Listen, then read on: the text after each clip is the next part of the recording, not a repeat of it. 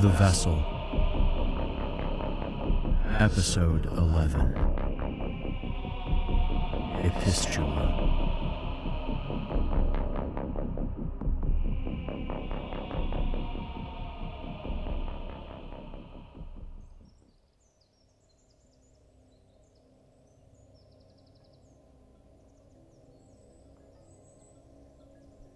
The first week of classes was done, and Baptiste felt good.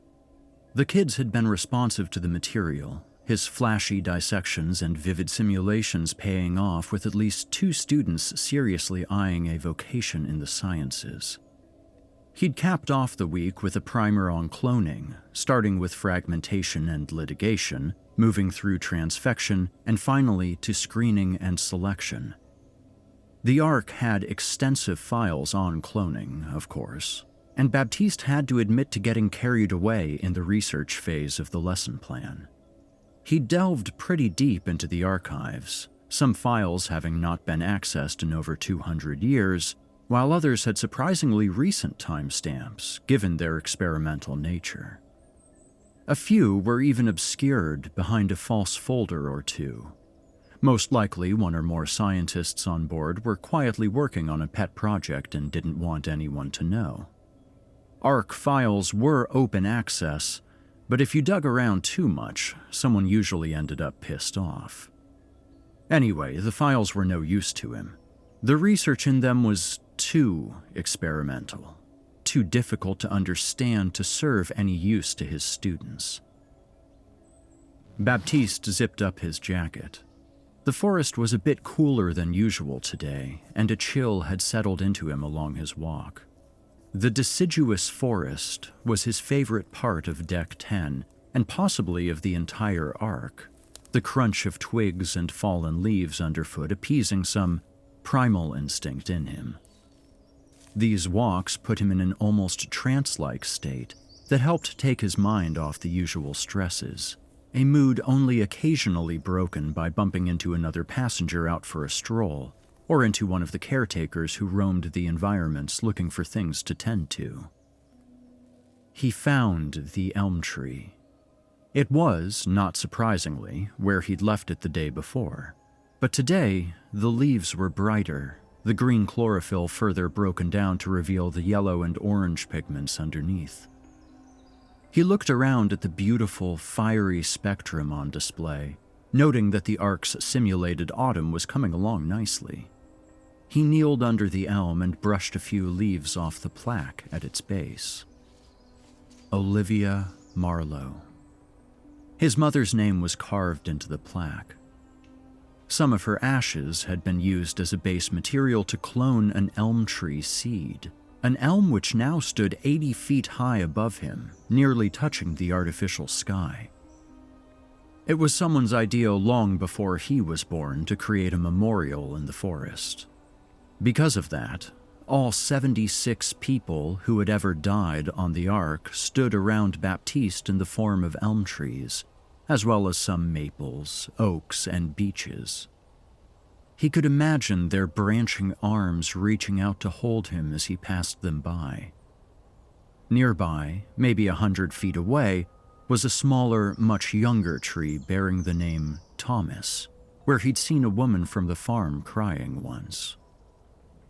The accuracy of using deciduous trees as tributes was uncomfortably effective that time of year.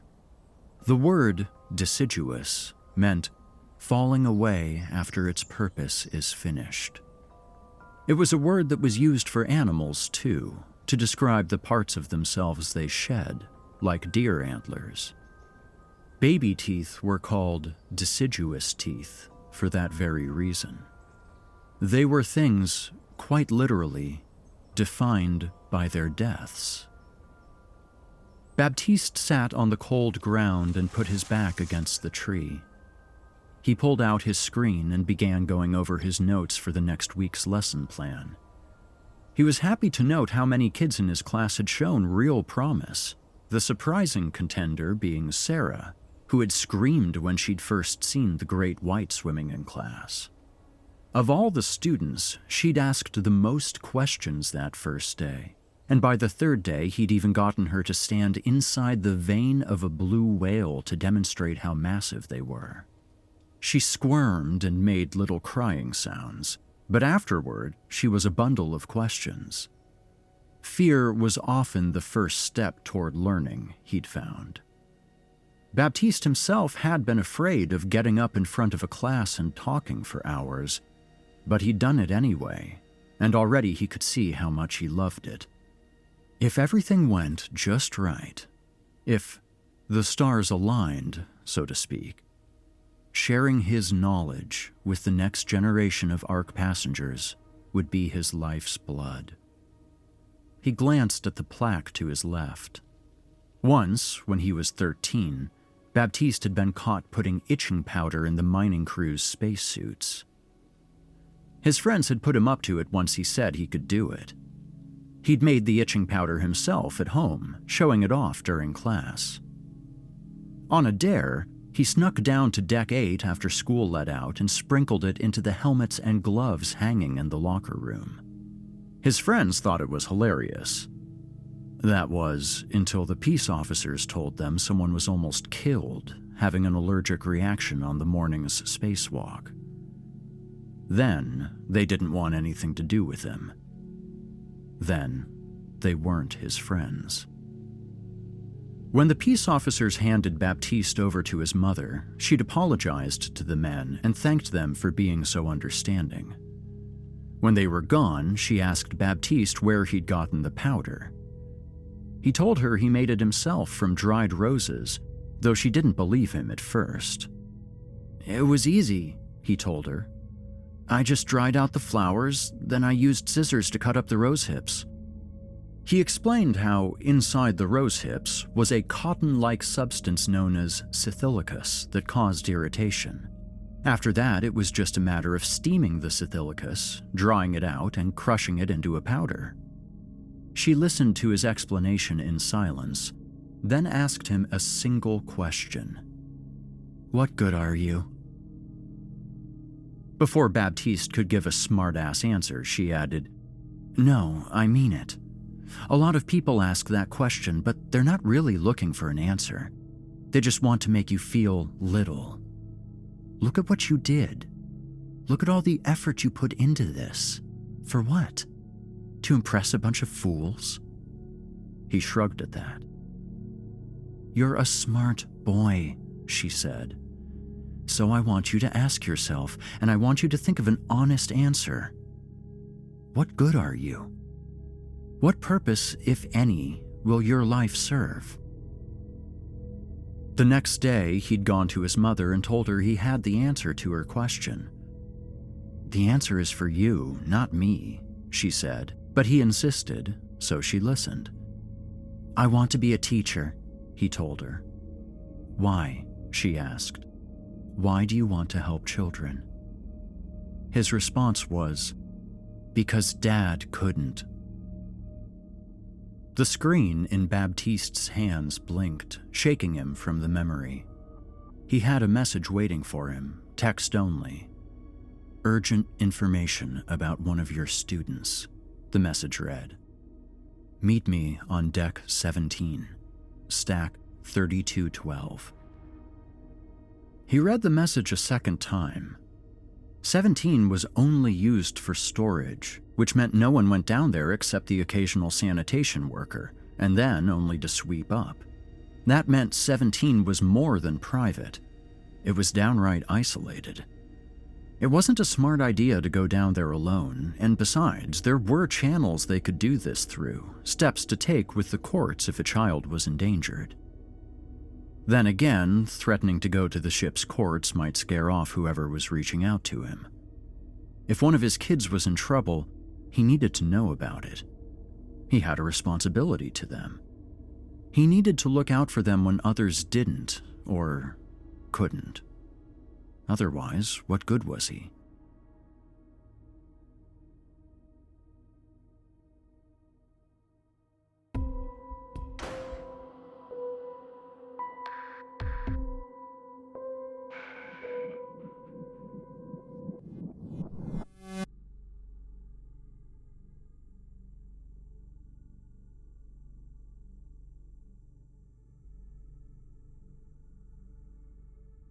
Baptiste stepped off the elevator.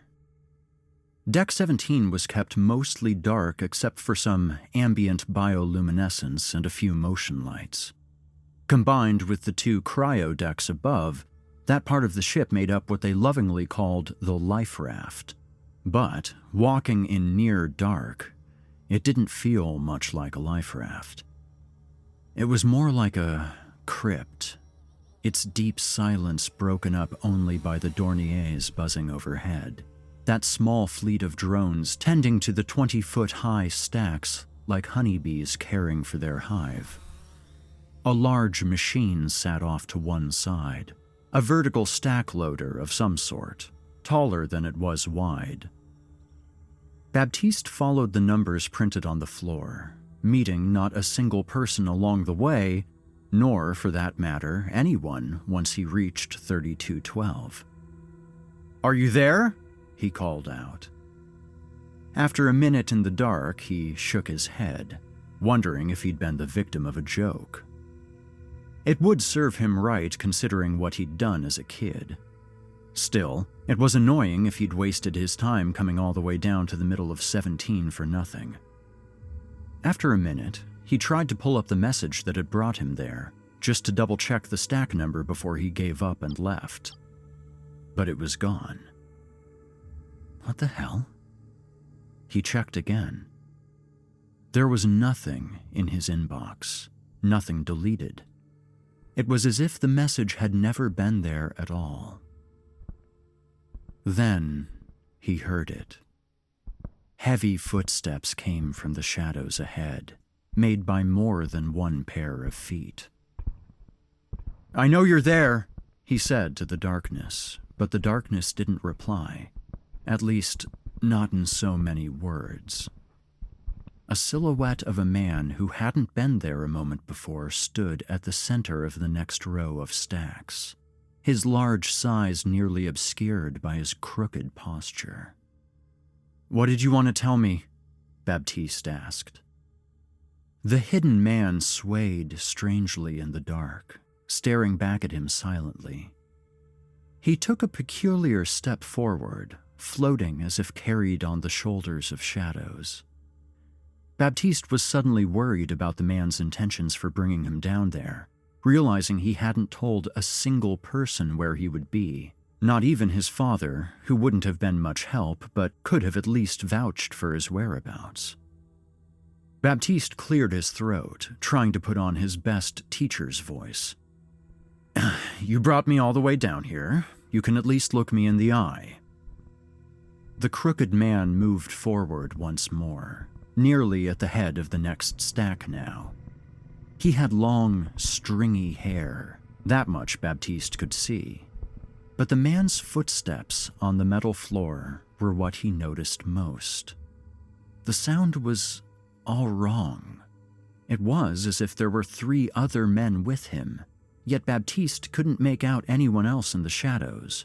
No heads, at least, but maybe the movement of 1 or 2 people crouched next to him. The man reached out with one of his surprisingly long arms, placing a hand on the corner of the stack that was lit from above, just where Baptiste could see it. The hand was shaped like a man's, but the flesh was something else, something chitinous and black and lacking warmth. The fingers that gripped the stack were jointed and hard. They had the appearance of an insect's carapace, yet they possessed far too much dexterity. The hand was oil black and thick with thatches of bristled hairs. Baptiste felt his blood run cold as the man moved into the harsh glow of the spotlight.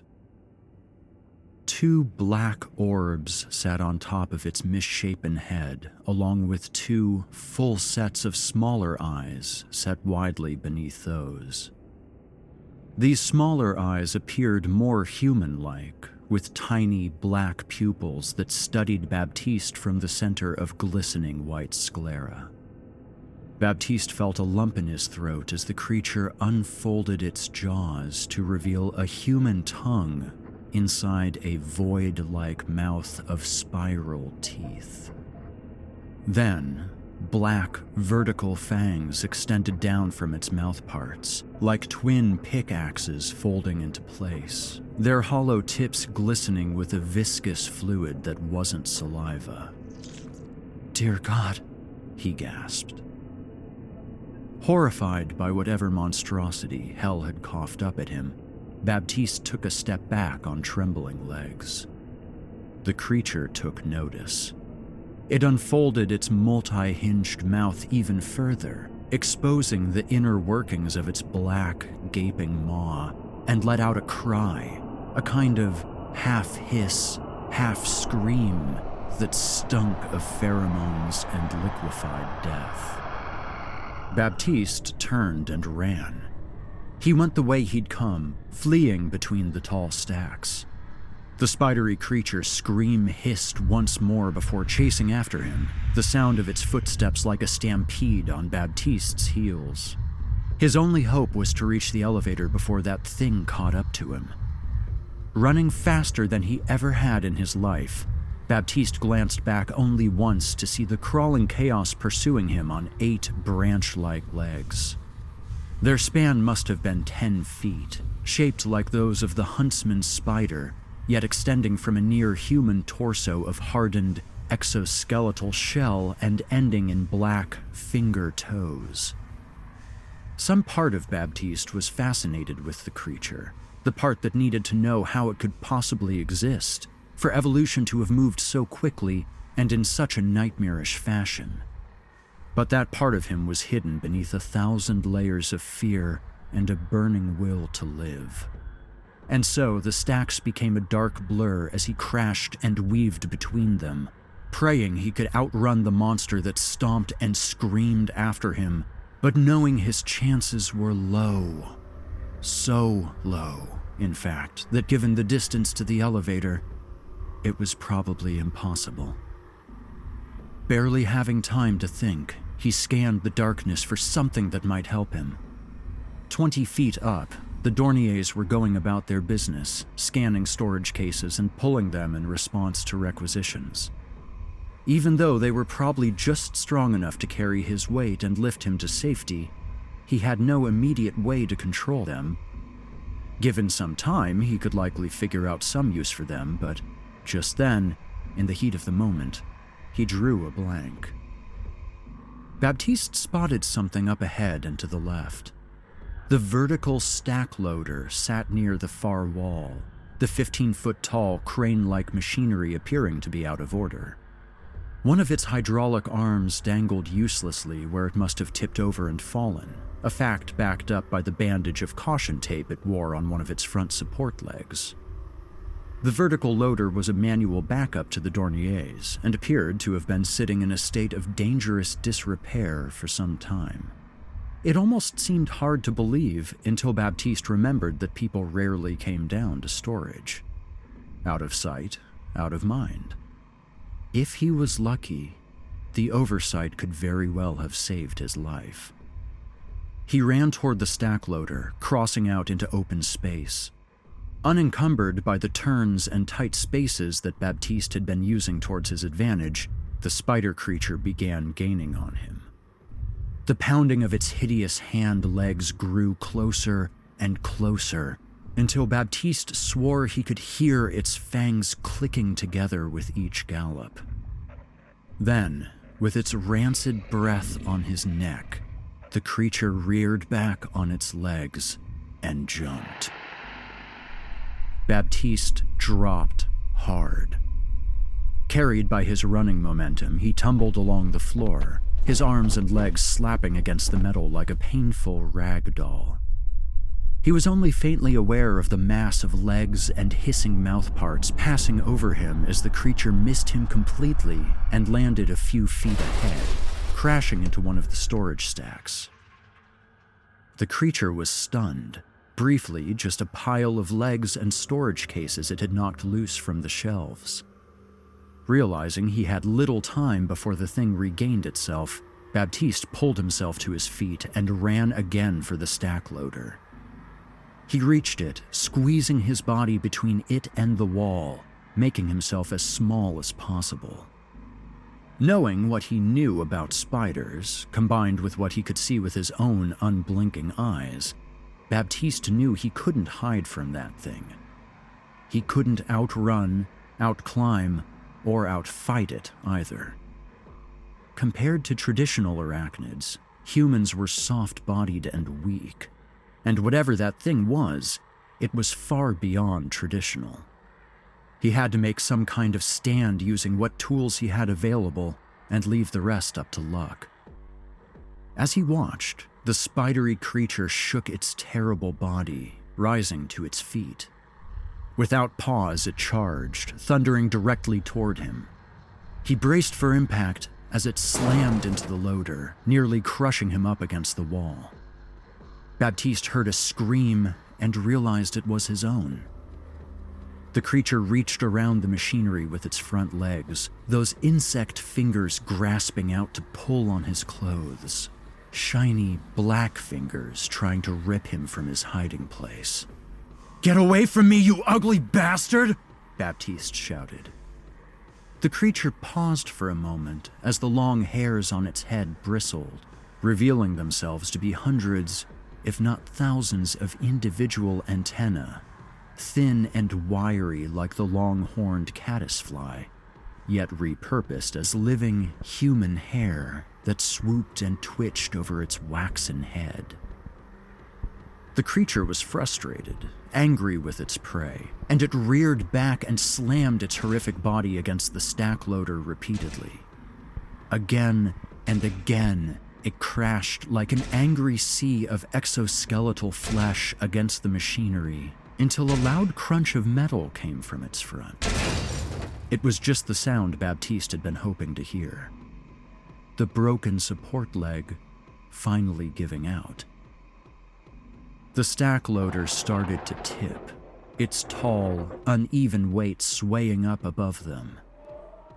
Baptiste braced himself against the wall and pushed with everything he had, helping it to fall. The machinery toppled forward, coming directly down on the creature. In a display of twitching insectoid instincts, it leapt back out of the way just as the toppling equipment crashed to the ground in a deafening pile of metal. The loader missed crushing the creature, but its one working arm managed to pin the thing by one leg. Not ready to celebrate just yet, Baptiste ran to the nearest stack and slid a heavy storage case free from the shelf, returning to the squirming and squealing beast, ready to crush it. Standing above the creature, storage case in hand, he got a better look at the thing that had so recently hunted him like a frightened mouse. Its abdomen was sectioned and striped, with pronounced prolegs like a caterpillar, yet with wriggling human fingertips emerging from the shell. It looked up at him, and fear briefly flashed across its human eyes. It was a look that almost horrified Baptiste more than anything else on its freakish anatomy. This went beyond some evolutionary mishap, beyond unforeseen effects of long-term space travel. Someone on board was playing God. Baptiste didn't pity the thing, but he no longer felt the urge to snuff it out either, not that he was even sure he could. He dropped the case and set his mind back on reaching the elevator, on getting away from that dark place, barely concerning himself with where. A minute later, he reached the elevator, but found the door was closed. The door lock had engaged for some reason and wouldn't accept his commands. Elevator doors typically locked in cases of emergency, such as a hull breach or extreme containment issues. Try as he might, he couldn't override the failsafe function. As he fought with the screen, he could hear the spider creature still struggling to free itself from the fallen machinery. But more than that, he heard some noises coming from the opposite direction, off to his left where he hadn't gone. The noises started small at first, far off in the distance, but they quickly grew louder and closer until there was no mistaking what they were. More footsteps, and not human ones. Baptiste began pounding and pulling on the elevator door. It wouldn't open, wouldn't even budge. Behind and to his right, the creature that had hunted him was almost free of its metallic trap. To his left, getting closer all the time, something else was approaching. Something big. A few of them, in fact. In a panic, he checked the elevator's screen again for some sign that it had come to its senses and would accept his command, that it would let him go free before hell closed in from both sides. He found instead not elevator controls at all, but a black screen with 4 simple words displayed on its face. I am truly sorry. As he stared at the words, he felt the rush of air from something lunging at him, then the sensation of teeth sinking into his leg. Baptiste was dragged away, screaming, fallen away before his purpose had finished.